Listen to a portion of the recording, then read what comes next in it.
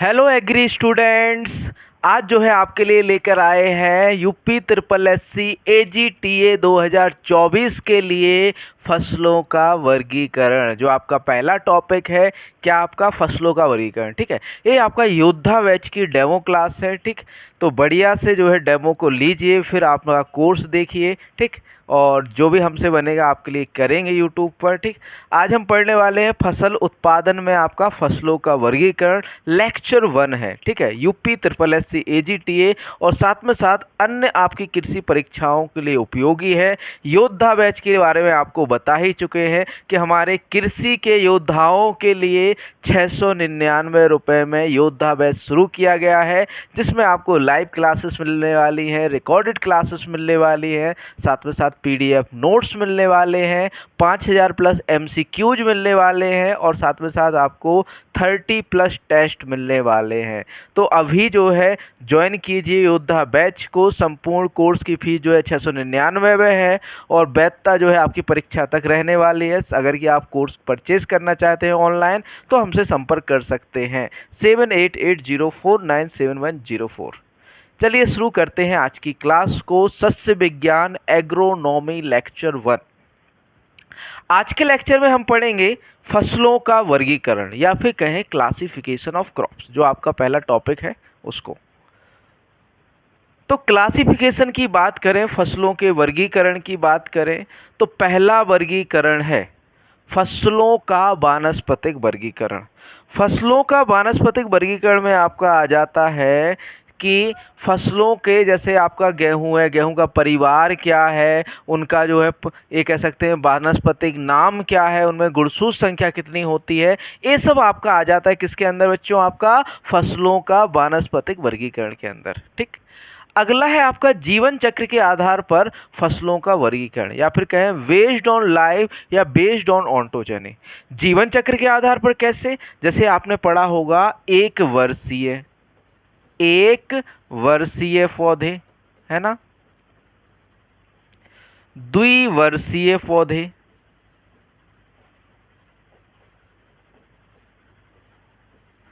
पौधे आपने पढ़ा होगा बहुवर्षीय पौधे। सॉरी, इसको हम डिलीट कर, इरेजर कर दे। क्या पढ़ा होगा आपने, बहुवर्षीय पौधे, बहुवर्षीय पौधे। ठीक, तो ये जो है नॉर्मली जीवन चक्र या फिर कहें जब तक आपके पौधे जीवित रहते हैं, जैसे हमारा जो है ये कह सकते हैं कि इंसानों में होता है कि 100 साल तक जीवन होता है, तो नॉर्मली इंसान का जीवन चक्र ना 100 साल का हो गया।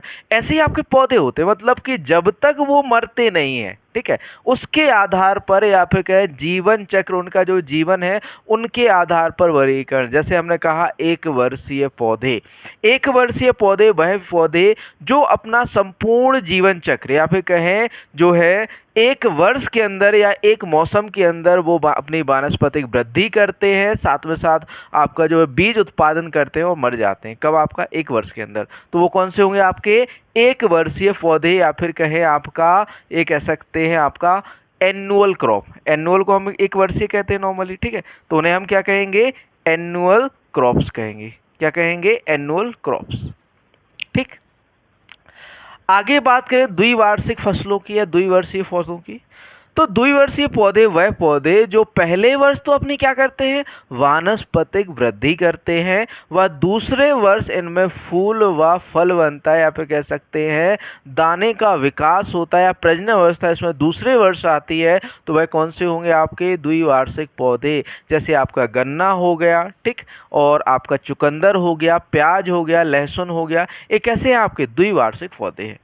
ठीक, आगे बात करें आपके बहुवर्षीय पौधों की, वह पौधे जो अपना जीवन चक्र 2 से अधिक वर्षों में पूरा करते हैं, जैसे आपके जो है फल वृक्ष हो गए। ठीक, अगला क्लासिफिकेशन है जलवायु की स्थिति के आधार पर। जलवायु की स्थिति के आधार पर कैसे कि आपका एक तो इसको पहले तो क्लीन कर लिया जाए, फिर आपको बताते हैं जलवायु के आधार पर किस तरीके से।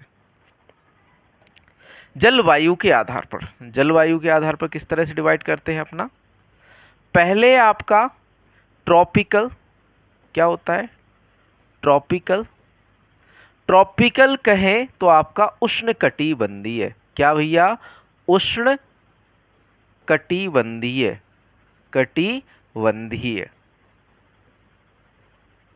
उष्णकटिबंधीय, ठीक। एक होता है आपका सब ट्रॉपिकल, सब ट्रॉपिकल, सब ट्रॉपिकल में क्या आ जाता है आपका, उपोष्ण कटिबंधीय, हिंदी में हम क्या कहते हैं इसे, उपोष्ण कटिबंधीय, उपोष्ण कटिबंधीय, ठीक, उपोष्ण कटिबंधीय, ठीक, उपोष्ण कटिबंधीय हो जाते हैं। एक होते हैं आपके temperate, TEM, temperate crop, temperate या फिर कहें आपके शीतोष्ण फसल, शीतोष्ण, ठीक। बात करें बच्चों ट्रॉपिकल की या फिर कहें आपके जो है उष्ण कटिबंधीय फसलों की, तो वह फसलें जिनके लिए गर्म व शुष्क जलवायु की आवश्यकता होती है, वह कौन सी होती है आपकी, उष्ण कटिबंधीय ट्रॉपिकल। इसे हम समुद्र तल से ऊंचाई के आधार पर भी हम देख सकते हैं, जैसे जैसे देखो समुद्र तल की ऊंचाई बढ़ती जाती है वैसे वैसे हमारा रीजन चेंज हो जाता है। जैसे आपके समुद्र तल के जो किनारे वाले हिस्से हैं उन्हें हम नॉर्मली कह सकते हैं उष्ण कटिबंधीय, ठीक है। और जो आपका हिमाचल क्षेत्र या फिर कहें जो आपके ठंडे प्रदेश उन्हें क्या कहते हैं, शीतोष्ण प्रदेश, या फिर कह सकते हैं कि वह जलवायु जहाँ जो ठंडी व नम होती है उसे हम क्या कहते हैं, शीतोष्ण या टेम्परेट जलवायु।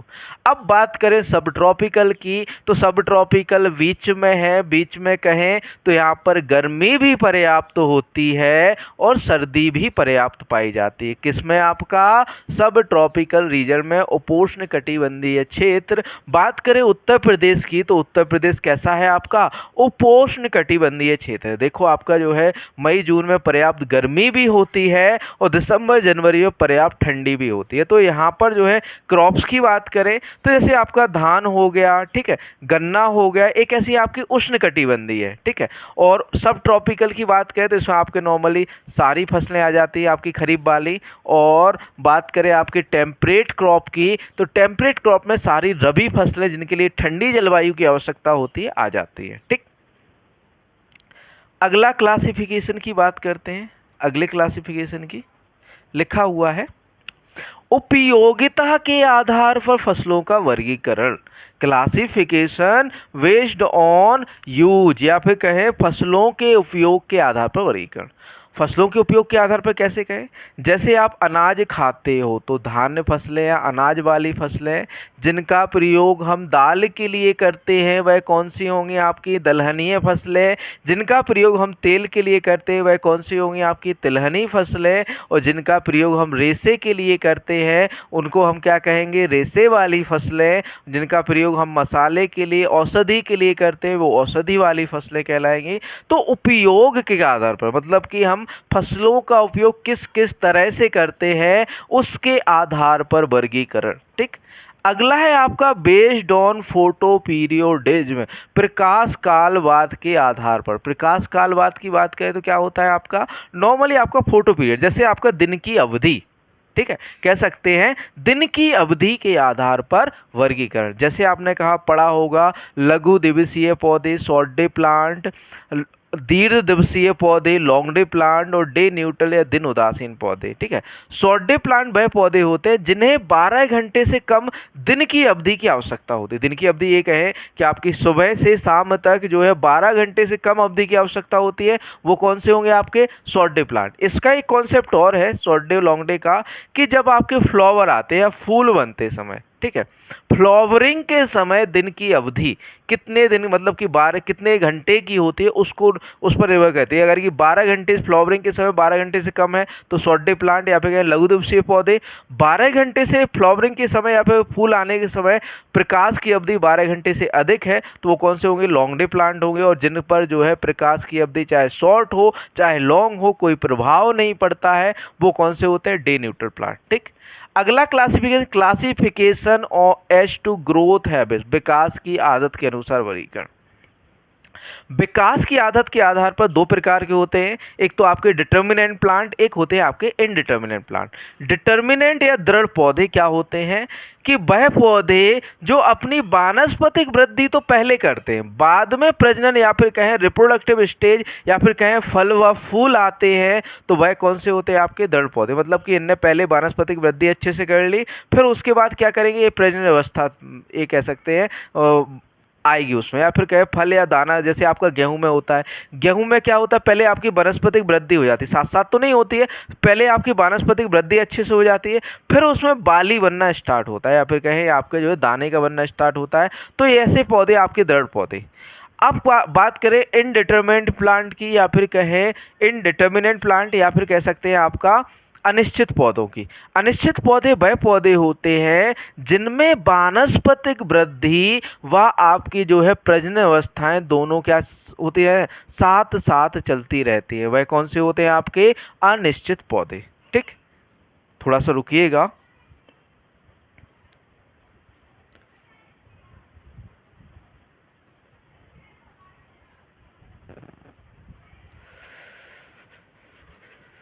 ठीक है, अगला क्लासिफिकेशन है क्लासिफिकेशन बेस्ड ऑन कोटाइलेडन, बीज पत्र के आधार पर वर्गीकरण। बीज पत्र के आधार पर वर्गीकरण कहें तो आपने देखा होगा कि जिन पौधों में बीज दो भागों में नहीं बंटते हैं वह आपके एक बीज पत्रीय, और आपके जिन पौधों में आपके जो है बीज दो भागों में बंट जाते हैं वो द्विबीजपत्रीय पौधे कहलाते हैं। ठीक है, जैसे एक बीजपत्री में आपके जो है ज़्यादातर आपकी धान्य फसलें आ जाती हैं, और द्विबीजपत्री में आपके कौन आ जाते हैं, दलहनी व तिलहनी पौधे। ठीक, ये आपका जो है बीज पत्र या फिर कहें आपके बेस्ड ऑन कोटाइलेडन आपका जो है क्लासिफिकेशन है। इसमें जो है आपके मोनोकोटाइलेडन एक बीजपत्रीय, डाइकोटाइलेडन द्विबीजपत्रीय पौधे आ जाते हैं। अगला क्लासिफिकेशन है आपका बेस्ड ऑन जर्मिनेशन, अंकुरण के आधार पर वर्गीकरण। अंकुरण के आधार पर कैसे, आपका जैसे पौधा है, ठीक है, तो उसमें आपका इपीजियल जर्मिनेशन होता है या हाइपोजियल। इपीजियल की बात करें तो इपीजियल क्या होता है आपका, जब आपका पौधा आपने बीज बोया और बीज सीधा आपका क्या हुआ, यहाँ से बीज बाहर निकल के नॉर्मली क्या हो गया, बाहर जाके दो बीज पत्रों में डिवाइड हो गया, तो उसे हम क्या कहेंगे, आपका इपीजियल जर्मिनेशन। मतलब कि आपका जो बीज है ऊपर आके क्या होता है, जर्मिनेट, या फिर कहें दो बीज पत्रों में डिवाइड हो जाता है, दो बीज पत्रों में बट जाता है, तो वह कौन सा होता है, इपीजियल जर्मिनेशन। बात करें हाइपोजियल की, तो हाइपोजियल अंकुरण में या हाइपोजियल जर्मिनेशन में नॉर्मली आपका जो पौधा होता है या फिर कहें बीज होता है, बीज जमीन के अंदर रहता है, ऊपर नहीं आता है, तो वह कौन सा होगा आपका हाइपोजियल। इपीजियल जर्मिनेशन नॉर्मली आपके जो है उर्द, मूंग के अंदर, सोयाबीन के अंदर, कपास के अंदर होता है, और आपका सनफ्लावर, सूरजमुखी के अंदर होता है। जबकि आपका जो हाइपोजियल जर्मिनेशन है या हाइपोजियल अंकुरण है सभी धान्य फसलों के अंदर होता है। अगला क्लासिफिकेशन है क्लासिफिकेशन बेस्ड ऑन प्रोपगेशन, प्रसार की विधि के आधार पर वर्गीकरण। प्रसार की विधि के आधार पर बात करें तो आपका सेक्सुअल प्रोपगेशन और असेक्सुअल प्रोपगेशन, यहाँ पे क्या है, लैंगिक प्रजनन आ जाता है और अलैंगिक प्रजनन। लैंगिक प्रजनन नॉर्मली किसके द्वारा होता है, आपका बीज के द्वारा किया जाता है, और अलैंगिक प्रजनन किसके द्वारा किया जाता है, आपका वेजिटेटिव पार्ट। जैसे गन्ने में हम जो है तने का प्रयोग करते हैं, आलू में कंदों का प्रयोग करते हैं, या फिर क्या वनस्पतिक भाग के द्वारा हम जो है पौधों को जर्मिनेट करा रहे हैं, तो वो आपका कौन सा कहलाएगा, असेक्सुअल मेथड। और यदि हम जो है नॉर्मली बीज द्वारा जो है पौधों का गुणन कर रहे हैं तो वो कौन सा होगा, सेक्सुअल मेथड या फिर लैंगिक मेथड। ठीक, अगला क्लासिफिकेशन है classification on the basis of mode of photosynthesis and plant efficiency, प्रकाश संश्लेषण की विधि पादप दक्षता के आधार पर वर्गीकरण। पादप दक्षता आपने पढ़ा होगा, C3 पौधे, C4 पौधे, कैम प्लांट वह पौधे, या फिर कहें C3 पौधे की बात करें तो C3 पौधे वह पौधे होते हैं जो प्रकाश संश्लेषण के दौरान जो आपका कार्बन डाइऑक्साइड होता है या CO2 होता है उसको जो है श्वसन क्रिया के दौरान क्या करते हैं, आपका जो कार्बन है O2 तो आपका जो ऑक्सीजन के रूप में रिलीज हो जाता है, अब बचा आपका कार्बन, तो 3 कार्बन मॉलिक्यूल्स में नॉर्मली क्या करते हैं, कार्बन को ये कह सकते हैं आपका स्थिरित करते हैं, तो वह कौन से होंगे? C3 plant. C4 पौधों की बात करें तो C4 पौधे वह पौधे जो प्रकाश संश्लेषण की क्रिया के दौरान क्या करते हैं? 4 कार्बन अणुओं का निर्माण करते हैं, तो वो C4 plant. Cam plant basically होते तो C4 प्लांट है, लेकिन ये पौधे क्या करते हैं? रात्रि के समय श्वसन करते हैं। ठीक। अगला है classification based on cultural method या बार्टर, सांस्कृतिक विधि या जल के आधार पर वर्गीकरण। जल के आधार पर वर्गीकरण की बात करें तो जल के आधार पर आपके दो प्रकार से होता है, एक तो आपका सिंचित और एक आपका क्या होता है? आपका वर्षा आधारित या रेनफेड, इरिगेटेड और रेनफेड। बात करें आपके इरिगेटेड की, यदि आप पौधों को कृत्रिम रूप से पानी दे रहे हो तो वो है आपका कौन सा कहलाएगा? सिंचित। और यदि आप पूरी तरह से खेती के लिए वर्षा पर आधारित हो, यदि आप मतलब कह सकते हैं कि यदि वर्षा होगी तो ही हमारी खेती होगी, यदि वर्षा नहीं होगी तो खेती नहीं होगी, तो वह कौन सी होगी? आपकी वर्षा आधारित। मतलब जैसे कह सकते हैं शुष्क या फिर कहें सूखा प्रभावित क्षेत्र, जहां पर नॉर्मली वर्षा आधारित खेती की जाती है। यदि बारिश या फिर ये कह सकते हैं खरीफ में अच्छी बारिश होती है तो ही आपकी रबी की फसल अच्छे से उग जाती है, वरना जो है सिंचाई करनी पड़ती है। या फिर कह सकते हैं अगर ये पानी ग्राउंड वाटर उपलब्ध नहीं है, आपका भूमिगत जल उपलब्ध नहीं है, तो नॉर्मली जो है खेत को हम परती छोड़ देते हैं या खाली छोड़ देते हैं। ठीक। अगला classification based on the root system, जड़ प्रणाली के आधार पर वर्गीकरण। जड़ प्रणाली के आधार पर मतलब कह सकते हैं आपकी गहरी जड़ वाली फसलें, उथली जड़ वाली फसलें। ठीक। अगला क्लासिफिकेशन है classification on the basis of pollination, या फिर कहें फसलों में परागण के आधार पर वर्गीकरण। परागण के आधार पर वर्गीकरण की बात करें तो स्वपरागित फसलें व परपरागित फसलें। अब चलिए आगे पढ़ते हैं सभी को डिटेल में। पहला क्लासिफिकेशन है आपका जीवन चक्र के आधार पर वर्गीकरण, बेस्ड ऑन लाइफ साइकिल। ठीक है, जीवन चक्र के आधार पर वर्गीकरण। जीवन चक्र के आधार पर हमने बताया आपको एक वर्षीय पौधे, द्विवर्षीय पौधे व आपके बहुवर्षीय पौधे आ जाते हैं। ठीक। आगे बात करते हैं आपके एनुअल क्रॉप की, एक वर्षीय पौधों की। थोड़ी सी इंक चेंज कर लेते हैं, रेड ही ले लेते हैं। चलिए, एक वर्षीय या वार्षिक पौधे वह होते हैं जो अपना जीवन चक्र एक वर्ष या एक मौसम के अंदर पूरा करते हैं। इसमें सारी की सारी जो आपकी फील्ड क्रॉप्स हैं या क्षेत्र फसलें हैं वो सभी आ जाती हैं, चाहे धान्य फसलें हो, दलहनी फसलें हो, ठीक है, चाहे आपकी जो है तिलहनी फसलें हो, सारी की सारी जो फील्ड क्रॉप है वो आ जाती हैं। तो देखो लिखा हुआ है वह फसलें, यहाँ पर फसलें होना चाहिए था, आपका फासले लिखा हुआ है। वह फसलें जो अपना पूरा जीवन चक्र एक मौसम या एक वर्ष के भीतर पूरा कर लेती हैं तथा मौसम के भीतर वे बीज पैदा करते हैं और मर जाते हैं। उदाहरण आपका गेहूं, चावल, मक्का, सरसों, चना, मटर, उर्द, मूंग और ज्वार आदि। तो ये आपके नॉर्मली एग्जाम्पल हो जाते हैं किसके? आपके एक वर्षीय पौधों के। एक तरह से आप इस तरह से भी देख सकते हैं कि गेहूं को आपने देखा है, नॉर्मली देखा होगा गेहूं को, है ना? तो नॉर्मली आपने देखा होगा कि वो बीज उत्पादन करने के बाद दोबारा से हरा भरा तो नहीं रहता है, नहीं रहता है ना। तो नॉर्मली ये कह सकते हैं कि आपका जो है एक वर्ष के अंदर वो बीज पैदा करते हैं और मर जाते हैं, या फिर ये कह सकते हैं अपना जीवन चक्र समाप्त करते हैं। तो वह कौन से होंगे? आपकी वार्षिक फसलें, एनुअल क्रॉप। आगे बात करें बच्चों द्विवार्षिक फसलों की, बाई एनुअल क्रॉप्स की, तो वह फसलें क्या कहता है, या सॉरी आपकी क्या कहलाती हैं? द्विवार्षिक फसलें वह फसलें जो अपना जीवन चक्र 2 वर्षों के अंदर पूरा करते हैं, या फिर कह सकते हैं कि पहले वर्ष में ये जो है वानस्पतिक वृद्धि करती हैं व दूसरे वर्ष इनमें क्या आते हैं? फूल व बीज बनता है। तो वह कौन सी होंगी? आपकी द्विवार्षिक फसलें। गन्ना हो गया, चुकंदर हो गया, प्याज हो गया, एक ऐसी हैं आपकी द्विवार्षिक फसलें। जैसे आप कहोगे कि सर चुकंदर को तो हम एक वर्ष में काट लेते हैं, प्याज को तो हम एक वर्ष में काट लेते हैं, लहसुन को तो हम एक वर्ष में काट लेते हैं, क्या आप बीज के लिए एक वर्ष के लिए में काटते हो?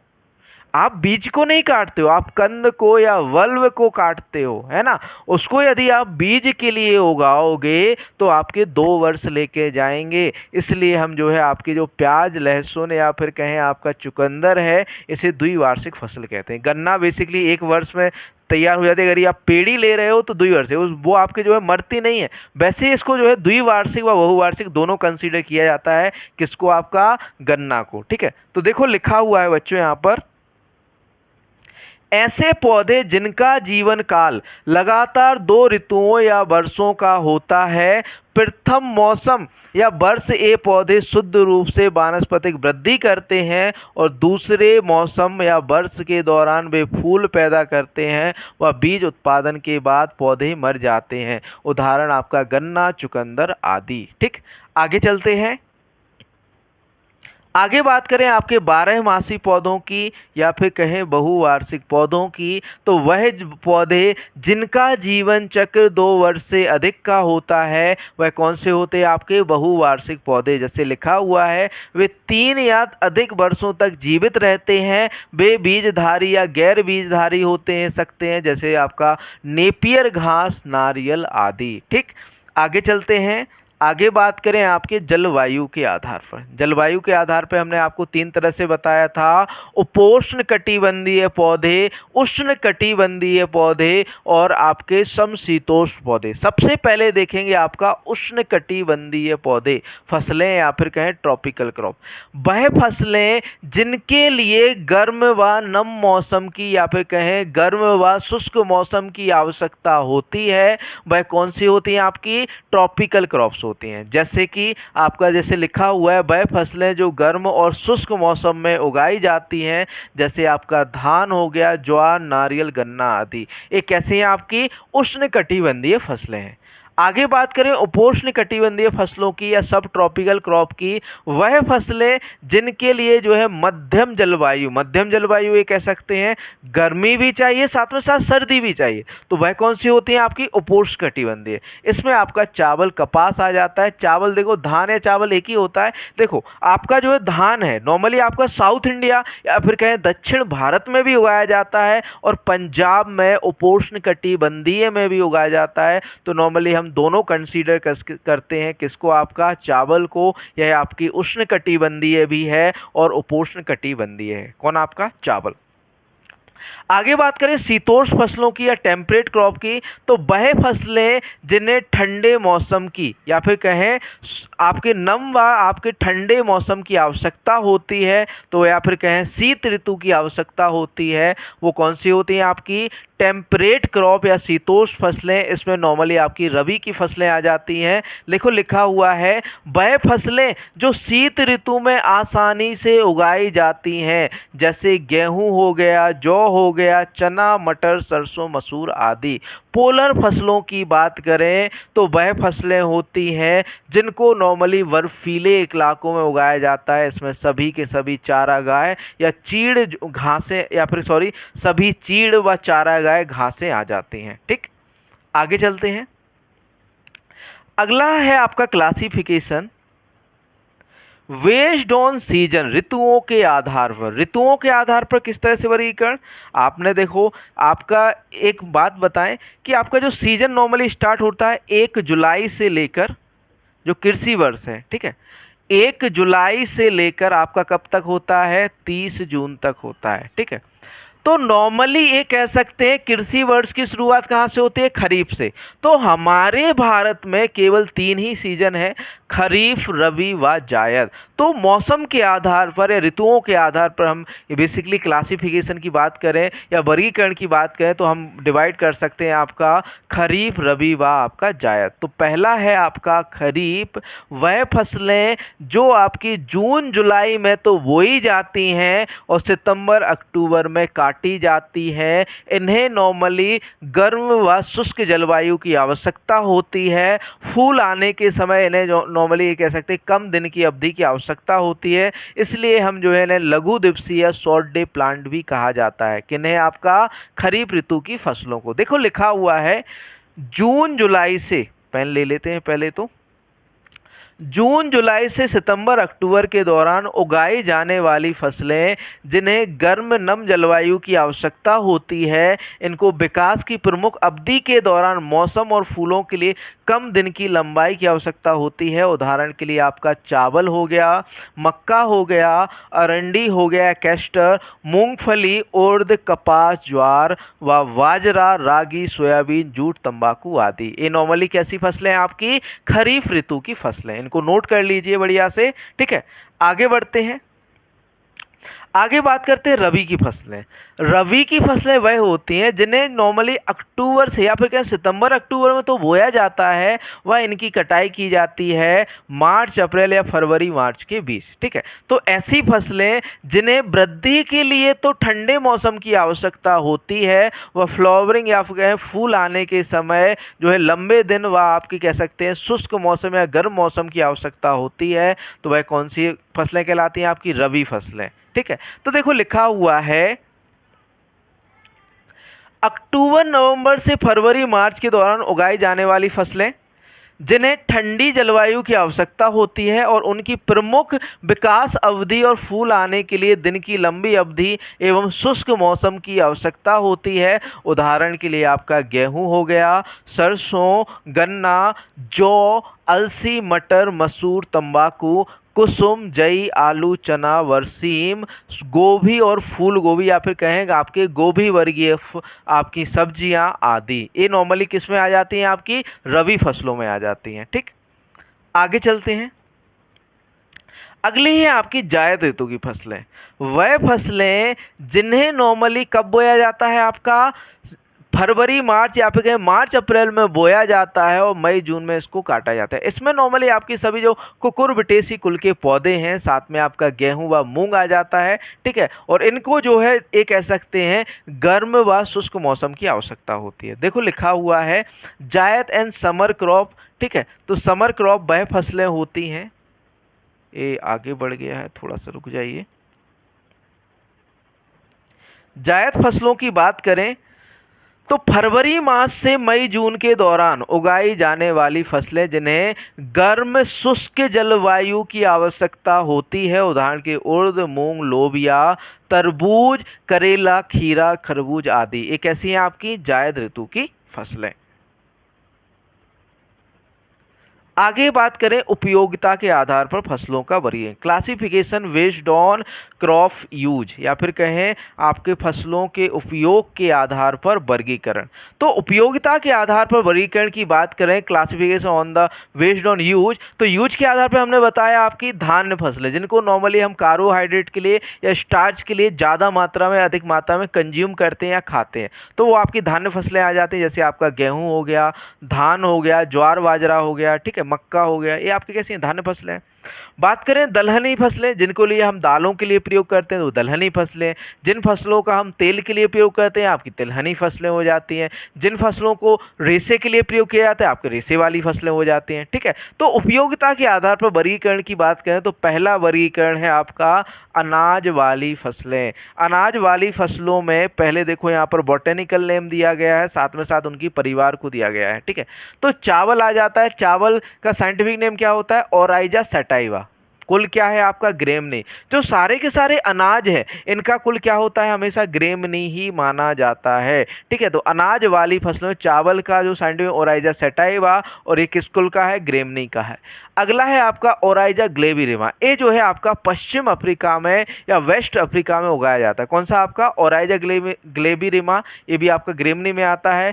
गेहूं की बात करें, सामान्य गेहूं, रोटी गेहूं, मैक्सिकन बोने गेहूं की, तो इसका साइंटिफिक नेम या वानस्पतिक नेम होता है ट्रिटिकम एस्टिवम। ये ग्रेमनी या पोएसी परिवार में आता है। ड्यूरम या फिर कहें मैक्रोनी गेहूं, ट्रिटिकम ड्यूरम, ग्रेमनी या पोएसी में आता है। फिर अगला है आपका इमर गेहूं, ट्रिटिकम डिकोकम या ट्रिटिकम डाइकोकम, ग्रेमनी पोएसी में आता है। अगला गेहूं है आपका इनकॉर्न गेहूं, ट्रिटिकम मोनोकोकम, ग्रेमनी या पोएसी में आता है।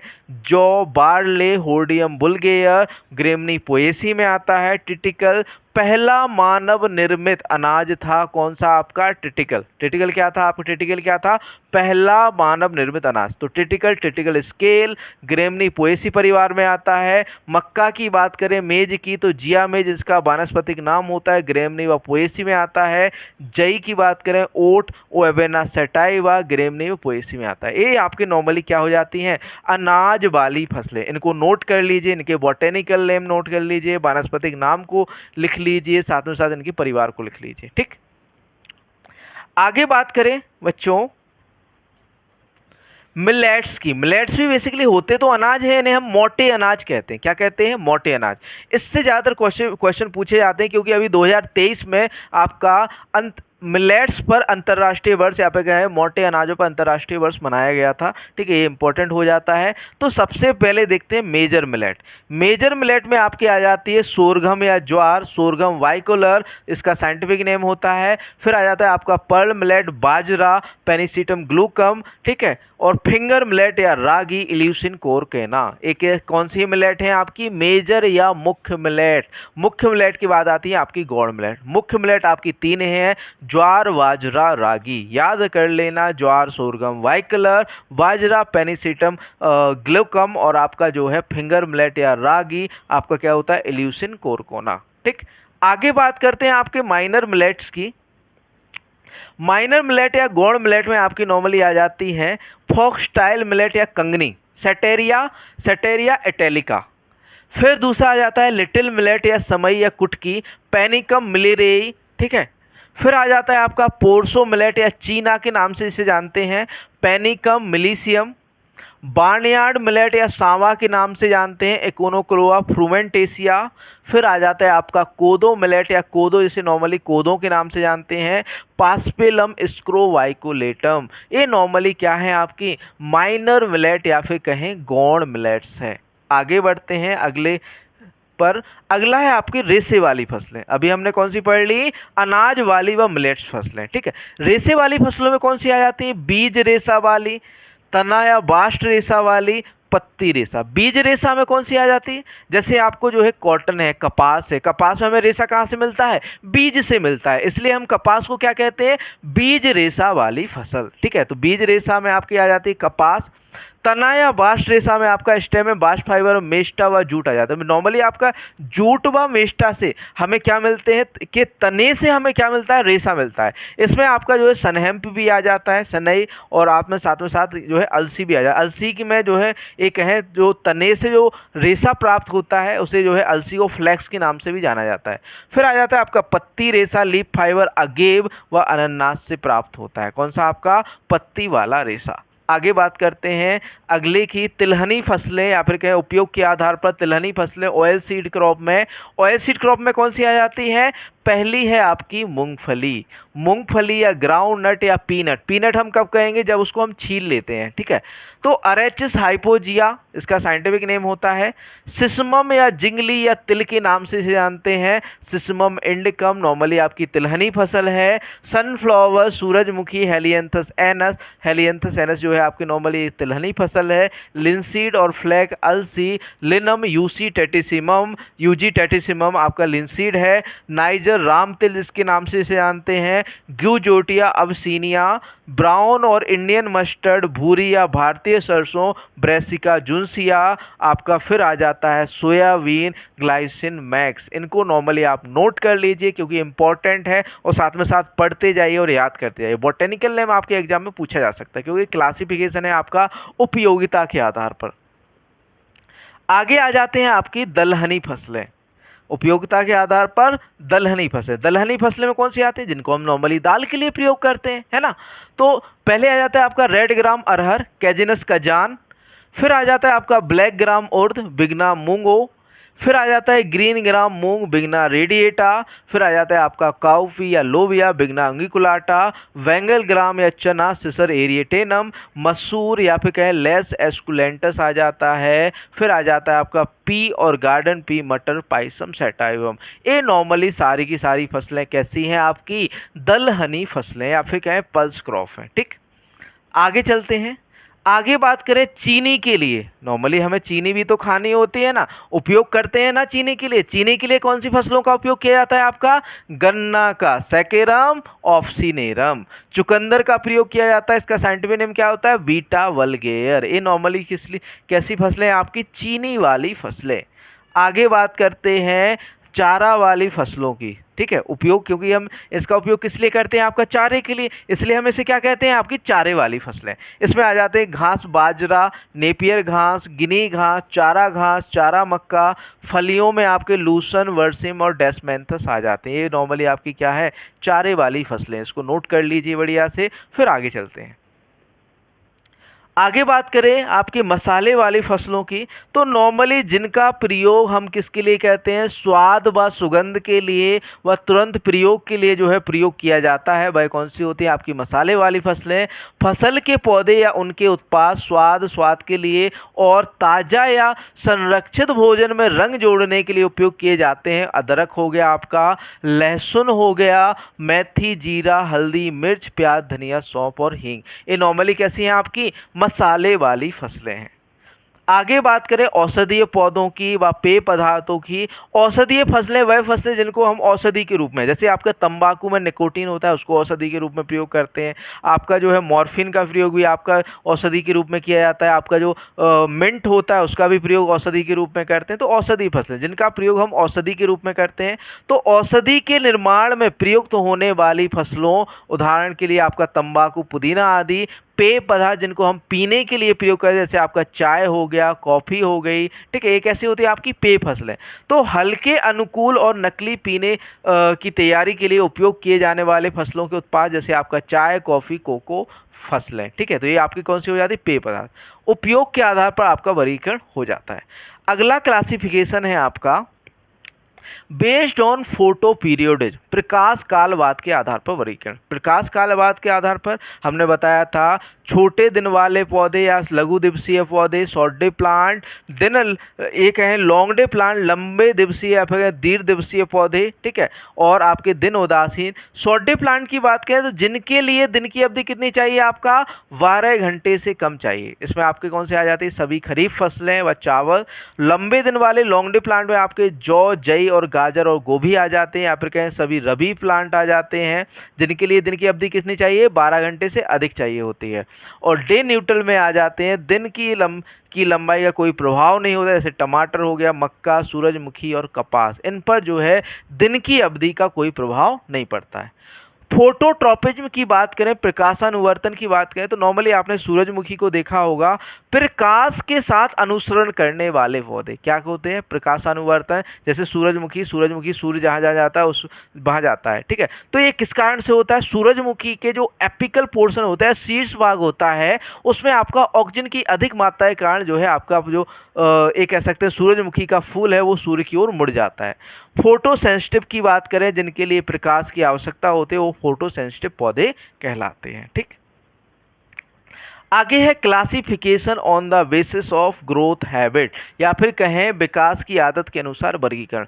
विकास की आदत के अनुसार किस प्रकार से? आपके डिटर्मिनेंट प्लांट और इनडिटर्मिनेंट प्लांट। डिटर्मिनेंट प्लांट की बात करें तो वह पौधे जो है, या फिर कहें दृढ़ पौधे वह पौधे होते हैं, नॉर्मली दृढ़ पौधे वह पौधे होते हैं, डिटर्मिनेंट प्लांट वह पौधे होते हैं जो आपकी वानस्पतिक वृद्धि तो पहले करते हैं और फिर बाद में उनमें प्रजनन या फिर कहें प्रजनन अवस्था आती है, या फिर कहें फल व फूल बनते हैं, तो वह कौन से होते हैं? आपके डिटर्मिनेंट। देखो लिखा हुआ है डिटर्मिनेंट प्लांट, दृढ़ पौधे ऐसे पौधे हैं जो अपनी वानस्पतिक वृद्धि पूरी करने के बाद ही प्रजनन वृद्धि शुरू करते हैं। जैसे आपने ये कह सकते हैं अच्छे से पत्तियों का विकास हो गया, डंठल का विकास हो गया, फिर उसके बाद उसमें फल व फूल लग रहे हैं, तो वो कौन से होंगे? आपके दृढ़ पौधे।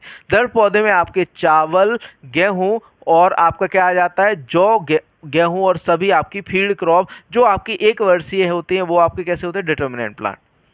इनडिटर्मिनेट प्लांट की बात करें, अनिश्चित पौधों की बात करें, तो वे वह पौधे होते हैं जिनमें जो है वानस्पतिक वृद्धि के साथ साथ प्रजनन अवस्था भी साथ में चलती रहती है। ठीक है, तो वह कौन से होंगे आपके इनडिटर्मिनेट या अनिश्चित पौधे। जैसे लिखा हुआ है, ये वे पौधे हैं जिनकी वानस्पतिक और प्रजनन अवस्थाएं एक साथ चलती रहती हैं। परिपक्व और अपरिपक्व फल, फूल और फूलों की कलियां एक ही समय में एक ही पौधे पर मौजूद होती हैं। अनिश्चित पौधों के उदाहरण है आपका टमाटर, तरबूज, ककड़ी, सोयाबीन आदि। नॉर्मली आपने टमाटर में देखा होगा कि वानस्पतिक वृद्धि भी आपका टमाटो कर रहा है और साथ में साथ उसमें क्या आ रहे हैं, फूल व आपके फल बनते हैं। तो वो आपके कौन से हुए, इनडिटर्मिनेट प्लांट।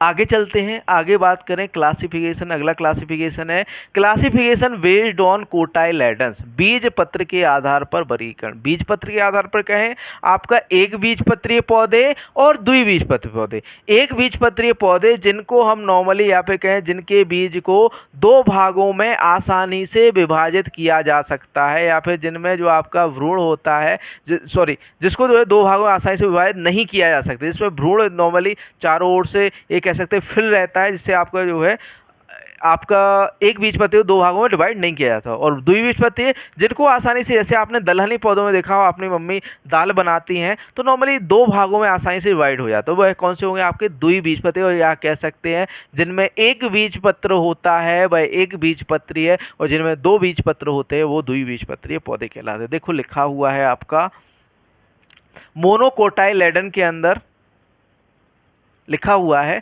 मोनोकोटाई एक बीजपत्रीय पौधे, एक बीजपत्रीय ऐसे पौधे जिनके बीज में एक ही बीजपत्र होता है। जैसे आप यहाँ पर देखो मक्का का बीज दिया हुआ है, ये नॉर्मली ये इसको आप इसकी सीड कोट को हटा दो, है ना, ये जो आपकी बीज का जो ऊपरी हिस्सा है इसको हटा दो, तो क्या ये दो भागों में डिवाइड होगा? नहीं होगा। इसका जो आपका एम्ब्रियो या फिर एंडोस्पर्म है या भ्रूण पोष है, ये आपको क्लियरली दिखेगा, इसमें आपका दो भागों में डिवाइड नहीं होगा, आसानी से दो पार्ट में डिवाइड नहीं होगा। ठीक है, यहाँ अंकुरण आमतौर पर कैसा होता है आपका, हाइपोजियल। हमने बताया था कि एक बीजपत्रीय व अनाज वाली फसलों में किस प्रकार का अंकुरण होता है आपका, हाइपोजियल। यानी अंकुरण के दौरान बीज पत्र कहाँ रहता है, जमीन के नीचे रहता है। भ्रूण के विकास और वृद्धि के लिए आवश्यक खाद्य सामग्री भ्रूण पोष में संग्रहित होती है। इनमें क्या होता है कि जो भ्रूण पोष होता है यह जो है इसमें जो आवश्यक कार्बोहाइड्रेट जो भी आपके एम्ब्रियो के लिए आवश्यक होते हैं, या पोषक तत्व जो भी आपके भ्रूण के लिए आवश्यक होते हैं या भ्रूण के विकास में जो है मदद करता है, कौन, आपका भ्रूणपोष।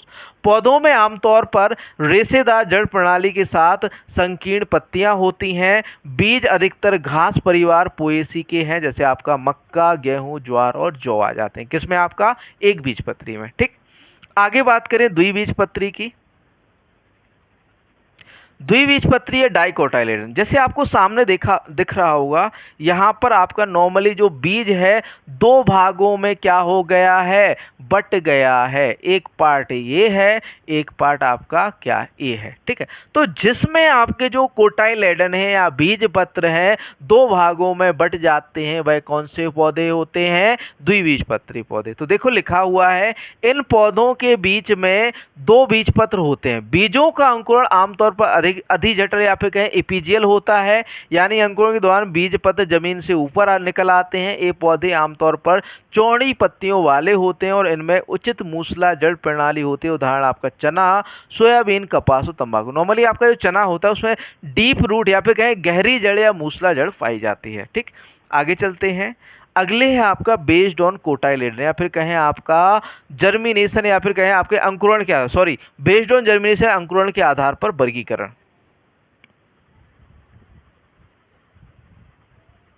अंकुरण के आधार पर वर्गीकरण की बात करें तो दो प्रकार का होता है, एक तो आपका एपीजियल और दूसरा आपका क्या होता है, हाइपोजियल। बात करें एपीजियल की, तो एपीजियल में क्या होता है कि नॉर्मली आपने बीज बोया तो बीज आपका बाहर आकर दो पत्तियों में या दो बीज पत्रों में क्या हो जाता है, डिवाइड, या फिर कहें बीज आपका जड़ नीचे रह जाती है, बीज आपका ऊपर आकर दो भागों में या फिर कहें दो बीजों में या फिर दो पत्तियों में डिवाइड हो जाता है, वह कौन सा होगा, एपीजियल। ठीक, अब बात करें हाइपोजियल की, हाइपोजियल में क्या होता है कि आपने बीज बोया तो बीज से आपका जड़ अलग निकलेगी, तना अलग निकलेगा। अब यहाँ पर बीज ऊपर नहीं आएगा, अब क्या आएगा, आपका तना ऊपर आएगा। तो हाइपोजियल जर्मिनेशन में आपका तना ऊपर आता है, एपीजियल में सीधा पूरा का पूरा बीज ऊपर आकर जो है दो बीज पत्र या फिर दो पत्तियों में क्या हो जाता है, बट जाता है। देखिए आपका, देखो एपीजियल और हाइपोजियल में लिखा हुआ है, जर्मिनेशन में देखो लिखा हुआ है एपीजियल जर्मिनेशन, एपीजियल अंकुरण, जो अंकुर अपने बीज पत्रों को मिट्टी की सतह से उठाते हैं उन्हें एपीजियल अंकुरण कहा जाता है। हाइपोजियल जर्मिनेशन की बात करें तो हाइपोजियल अंकुरण जिनके बीज पत्र मिट्टी में रहते हैं उन्हें हाइपोजियल अंकुरण कहा जाता है। ठीक, आगे चलते हैं। अगला है क्लासिफिकेशन बेस्ड ऑन प्रोपागेशन, या फिर कहें प्रसार की विधि या प्रवर्धन की विधि के आधार पर वर्गीकरण। इसमें आपका दो प्रकार से वर्गीकरण होता है, आपका सेक्सुअल या लैंगिक प्रवर्धन, दूसरा होता है आपका असेक्सुअल या फिर अलैंगिक प्रवर्धन। लैंगिक प्रवर्धन में जो प्रसार होता है, बीज प्रसार नॉर्मली क्या होता है, एक बीज से 100 बीजों को बनाना या फिर कहें बीज को बोना। ठीक है, तो नॉर्मली जो आपका सेक्सुअल लैंगिक प्रजनन होता है उसमें बीज द्वारा प्रजनन होता है, और जो अलैंगिक प्रजनन होता है उसमें नॉर्मली वनस्पतिक भाग का प्रयोग किया जाता है, किसके लिए, प्रसार के लिए। देखो लिखा हुआ है सेक्सुअली प्रोपगेटेड प्लांट लैंगिक रूप से प्रचारित पौधे ये वे पौधे हैं जो बीज के माध्यम से प्रचारित होते हैं। उदाहरण है गेहूं, जौ, चावल, मक्का, ज्वार, चना आदि। असेक्सुअली प्रोपगेटेड प्लांट अलैंगिक रूप से प्रचारित पौधे जिनका प्रचार किसके द्वारा किया जाता है, आपका बीज वेजिटेटिव पार्ट या वनस्पतिक भाग से। जैसे आपने गन्ना में बताया, आपका जो शकर्स आपका केले में होता है, आलू में कंद को बोया जाता है, साथ में साथ जो है आपका ये कह सकते हैं कि प्याज में आपके प्याज के बल्ब को बोया जाता है। तो यहाँ पर देखो असेक्सुअली प्रोपगेटेड प्लांट अलैंगिक रूप से प्रचारित पौधे वे पौधे जो कटिंग, लेयरिंग और ग्राफ्टिंग के माध्यम से अलैंगिक रूप से प्रचारित होते हैं। उदाहरण आपका गन्ना, अदरक, आलू आदि। ये नॉर्मली कैसे हैं, आपके वानस्पतिक रूप से प्रचारित पौधे या फिर गए वानस्पतिक रूप से प्रवर्धित पौधे या फिर गए असेक्सुअली प्रोपगेटेड प्लांट हो जाते हैं। ठीक, आगे चलते हैं। आगे बात करते हैं आपके classification on the basis of mode of photosynthesis या प्लांट एफिशिएंसी, पर प्रकाश संश्लेषण की विधि या पादप दक्षता के आधार पर वर्गीकरण। इसके आधार पर वर्गीकरण आपका जो है 3 तरह से किया जाता है। आपका एक तो C3 पौधे, C4 पौधे व कैम प्लांट। क्रेसुलेशन और मेटाबॉलिज्म कुछ होता है, थोड़ा सा कन्फ्यूजन है। ठीक है, C3 पौधों की बात करें तो वह पौधे जिनमें जो है प्रकाश संश्लेषण के दौरान जो CO2 होता है उसको 3 कार्बन अणुओं में परिवर्तित किया जाता है। ये नॉर्मली क्या होते हैं, अकुशल पौधे होते हैं, क्योंकि ये ये कह सकते हैं ये पानी, मिट्टी व आपके जो संसाधन है प्रकाश का अच्छी तरह से उपयोग नहीं कर पाते। C3 पौधों को हम केल्विन चक्र के नाम से भी जानते हैं। अगले आपके C4 पौधे, वह पौधे जो प्रकाश संश्लेषण के दौरान आपके जो कार्बन अणु है या फिर कहें CO2 है उनको 4 कार्बन अणुओं में संश्लेषित करते हैं या फिर स्थिर करते हैं, वह कौन से होते हैं, C4 पौधे। इन्हें कुशल पौधे भी कहा जाता है क्योंकि ये प्रकाश जल को क्या करते हैं, अच्छे से उपयोग कर लेते हैं। ठीक है, अगले हैं आपके कैम प्लांट। ये होते तो आपके C4 प्लांट है लेकिन ये क्या करते हैं, रात्रि के अंदर क्या करते हैं, श्वसन करते हैं। ठीक, चलिए देखते हैं इनको। लिखा हुआ है C3 पौधे CO2 को स्थिर करते हैं और 3 कार्बन अणु अर्थात 3 फास्फोग्लिसरिक एसिड या फिर कहें 3 PGA बनाते हैं। इस मार्ग की खोज केल्विन और उनके सहकर्मियों ने 1957 में की थी, इसलिए इस मार्ग को केल्विन चक्र या C3 मार्ग के रूप में जाना जाता है। ये पौधे प्रकाश शोषण प्रदर्शित करते हैं। ऐसे पौधे CO2, प्रकाश, तापमान और पानी का भी कुशलतापूर्वक उपयोग नहीं करते हैं, इसलिए इन्हें अकुशल पौधे कहा जाता है। उदाहरण के लिए आपका गेहूँ हो गया, जई, राई, सोयाबीन और कपास आदि। एक ऐसे पौधे होते हैं आपके C3 पौधे। ठीक, आगे बात करते हैं C4 पौधों की। तो C4 पौधे वह पौधे जो आपके कार्बन या फिर कहें जो CO2 है या प्रकाश संश्लेषण क्रिया के दौरान जो CO2 होता है उसके जो कार्बन के अणु हैं, जैसे आपका ऑक्सीजन है, ऑक्सीजन तो O2 के रूप में निकल जाएगा, अब बचा आपका कार्बन, तो जो आपके 4 कार्बन अणुओं में जो है ये कह सकते हैं CO2 को स्थिर करते हैं, वह कौन से होते हैं, C4 पौधे। देखो लिखा हुआ है इन पौधों में प्रकाश संश्लेषण का पहला उत्पाद एक 4 कार्बन अणु है जिसे ऑक्जेलो एसीटेट कहा जाता है। पौधे हैच और स्लैग मार्ग के माध्यम से CO2 को क्या करते हैं, स्थिर करते हैं। अब जैसे CO2 की एक है C4 पौधों को हैच व स्लैग मार्ग से, यहाँ पे हैच व स्लैग ने की थी इसलिए हम हैच व स्लैग मार्ग के नाम से इसे जानते हैं। ये पौधे प्रकाश शोषण प्रदर्शित नहीं करते हैं। ये पौधे CO2, प्रकाश, तापमान और पानी का कुशलतापूर्वक उपयोग कर सकते हैं, इसलिए इन्हें क्या कहते हैं, कुशल पौधे कहा जाता है। उदाहरण आपका गन्ना हो गया, मक्का और ज्वार। इसके एग्जाम्पल याद कर लेना, ये नहीं पूछेगा C3 C4 पौधे क्या होते हैं, ये जरूर पूछेगा इसके उदाहरण क्या है। ठीक, आगे बात करें कैम प्लांट की, तो हमने बताया कि बेसिकली होते तो ये क्या है आपके C4 पौधे। देखो यहाँ पर लिखा हुआ है कैम पौधे CO2 को 4 कार्बन एसिड में स्थिर करते हैं, जिन्हें क्या कहा जाता है भैया, मैलेट कहा जाता है। क्या कहा जाता है, मैलेट। CO2 स्थिरीकरण रात में होता है जब रंध्र क्या होते हैं, खुले होते हैं। कैम पौधे रेगिस्तान में उगते हैं और इनमें क्या होते हैं, मांसल रसीले पत्ते और तने होते हैं जिनमें बाष्पोत्सर्जन और पानी की कम आवश्यकता होती है। उदाहरण आपका अनन्नास, नाशपाती और साथ में साथ आपके कैक्टस आ जाते हैं किसके अंदर, आपके कैम प्लांट के अंदर। ठीक, आगे चलते हैं। अगला classification based on cultural method and water, सांस्कृतिक विधि या फिर जल के आधार पर वर्गीकरण। पहला है आपका रेनफेड या वर्षा आधारित, मतलब जहाँ पर खेती वर्षा के आधार पर, मतलब वर्षा के आधार पर ये कहें कि जैसे आपका बुंदेलखंड क्षेत्र है, शुष्क क्षेत्र है, या फिर कहें एरिड रीजन, राजस्थान है एरिड रीजन है। अब यहाँ पर जो खेती की जाती है वर्षा आधारित की है। वर्षा आधारित कैसे कि यहाँ पर सिंचाई के संसाधन देखो उपलब्ध नहीं है नॉर्मली। यदि बारिश होती है तो एक कह सकते हैं ग्राउंड वाटर भी इतना नहीं है। ठीक है, तो बारिश होती है तो उस पानी से जो है सिंचाई की जाती है, और यदि बारिश नहीं होती है तो ये कह सकते हैं यहाँ पर जो है खेती नहीं की जाती है। और सिंचित की बात करें, इरिगेटेड, यहाँ पर आपके जो है सिंचाई के पर्याप्त साधन होते हैं, या फिर कहें कृत्रिम रूप से हम जो है जल प्रदान करते हैं किसके लिए, पौधों के, तो वो सिंचित पौधे कहलाते हैं। देखो वर्षा आधारित में लिखा हुआ है वह फसलें जो केवल वर्षा के पानी से उगाई जाती हैं, ज्वार, बाजरा, मूंग आदि, और इरिगेटेड क्रॉप, सिंचित फसलें ऐसी फसलें जो सिंचाई जल का उपयोग कर ही उगाई जाती हैं, जैसे आपका मिर्च हो गया, गन्ना, केला, पपीता आदि। जैसे मान के चलो आप गन्ना उगा रहे हो, आपके यहाँ पर पर्याप्त वर्षा नहीं है तो उसको सिंचाई तो देनी पड़ेगी ना। तो गन्ना हो गया, केला हो गया, इन्हें आपकी फ्रीक्वेंटली या फिर क्या लगातार सिंचाई की आवश्यकता होती है, इसलिए इन्हें सिंचित। और जैसे आपका ज्वार, बाजरा हो गया, इनको जो है कम सिंचाई की आवश्यकता होती है, इसलिए हम वर्षा आधारित कहते हैं। ठीक, आगे बात करें classification based on root system, जड़ प्रणाली के आधार पर वर्गीकरण की, तो एक तो होती है आपकी मूसला जड़ वाली, प्रणाली वाली, और आकस्मिक या रेशेदार जड़ वाली। मूसला जड़ जिनमें जो है जो आपकी मेन या फिर कहें मुख्य जड़ होती है वो गहरी होती है, या फिर कहें टैप रूट होती है। ठीक है, या फिर कहें जिनकी जड़ जो है गहरी मिट्टी के अंदर जाती है वह कौन सी होती है, मूसला जड़। जैसे आपका अरहर हो गया, कपास हो गया, चना हो गया। तो देखो लिखा हुआ है मूसला जड़ प्रणाली, टैप रूट सिस्टम, मुख्य जड़ मिट्टी में गहराई तक जाती है, जैसे आपका अरहर, अंगूर, कपास आदि। ठीक है, आकस्मिक या रेशेदार जड़ें, एडवेंटिस या फाइबर रूट सिस्टम, वह जड़ें जिनमें नॉर्मली एक है उथली व आपकी जो रेशेदार जड़ें होती है वह कौन सी होती हैं, आपकी आकस्मिक या रेशेदार। तो देखो लिखा हुआ है वे फसलें जिनकी जड़ें रेशेदार और उथली और मिट्टी में फैली हुई होती है, जैसे आपका अनाज की फसलें, गेहूं, चावल आदि, इसकी जड़ें कैसी होंगी, आपकी आकस्मिक या रेशेदार। ठीक है, तो जड़ प्रणाली के आधार पर वर्गीकरण हो जाता है। आगे बात करते हैं आपका क्लासिफिकेशन बेस्ड ऑन पॉलिनेशन, परागण के आधार पर। स्वपरागित, परपरागित फसलें। स्वपरागित फसलें वह फसलें जिनके अंदर एक ही फूल के अंदर मेल व फीमेल का क्या हो जाता है, निषेचन हो जाता है, वह कौन सी होंगी, स्वपरागित फसलें।